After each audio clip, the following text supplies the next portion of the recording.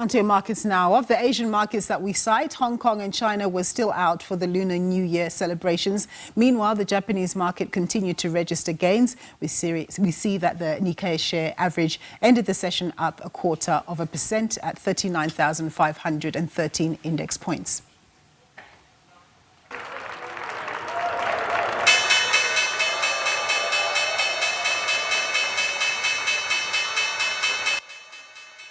U.S. stocks lost ground at yesterday's close. This was driven by a combination of factors, with the main ones said to be weighing on markets being uncertainty around whether Donald Trump's administration would pull the trigger on higher tariffs for Canada and Mexico at the beginning of February. The U.S. Federal Reserve kept its benchmark interest rate level unchanged.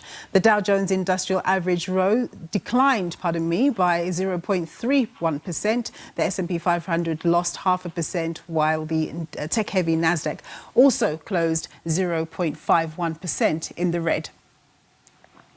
Right, on our local markets, we see that the JSE is trading in the green, with the all-share index up 0.1% at 85,313 index points. The rand is trading at 18.50 against the US dollar, 19.26 vis-a-vis the euro, and 23.02 against the British pound. Gold is trading at $2,778 an ounce, platinum at $984 an ounce, and Brent crude oil is trading at $76.12 a barrel.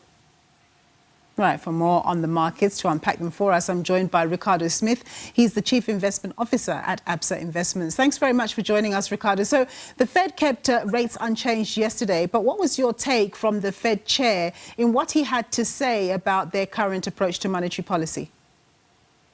Afternoon. Yeah, I think the decision itself was largely expected. At the start of the year, they did revise downward the expectation of rates from 100 for the year to 50. Comments around some policy shifts.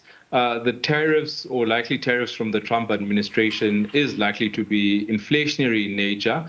And inflation has been a bit sticky already, and so fears of a slightly resurging inflation, perhaps a bit more elevated, and the Fed becoming a bit more hawkish around that.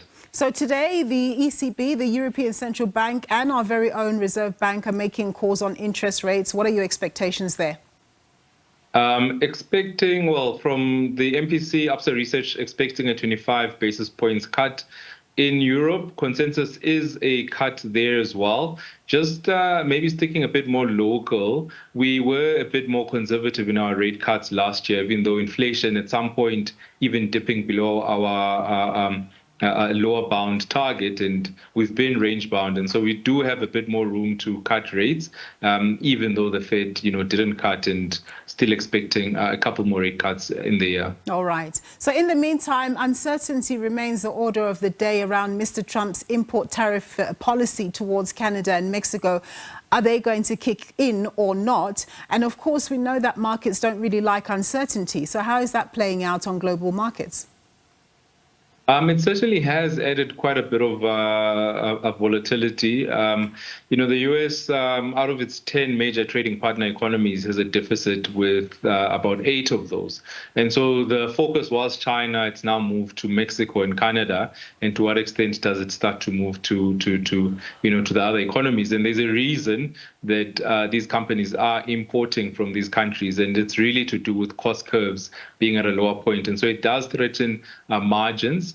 A bit of pass-through pricing likely to occur, but a bit of profit loss. There is some protection of some of the domestic sectors, and so we've seen, some of those domestic industries and companies exposed to those rallying quite a bit. And overall, the S&P 500 is up for the year, but it does threaten margins, it does threaten pricing, and it does induce inflation. It's been a topsy-turvy week for the tech counters. They went down horribly on Monday, came up again on Tuesday, or whatever it was. They've been up and they've been down. But right now that there's been time to sort of distill the situation, what is the prognosis from your side for tech stocks going forward? Are they still the future? Yeah, look, from a valuation perspective, tech counters are a bit stretched, so we'll always be sensitive to any negative news that comes out.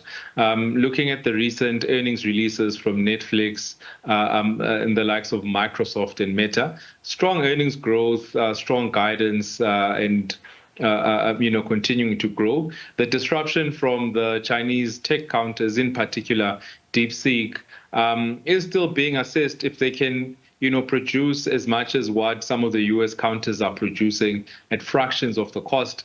I think it will be a bit of a disruption to the US. But US tech companies up, for the challenge. And there is a bit of an interdependency between the US and China. So it's not as if, the Chinese companies can do it alone. And part of this whole trade war, Donald Trump now coming out and trying to put a bit of pressure on NVIDIA in terms of selling some of its AI chips to Chinese companies. But of course, NVIDIA, opposed to that as well, and indicating that that could very well be the trigger point where China becomes a lot more independent of the US. So a lot of policy, a lot of trade still in there.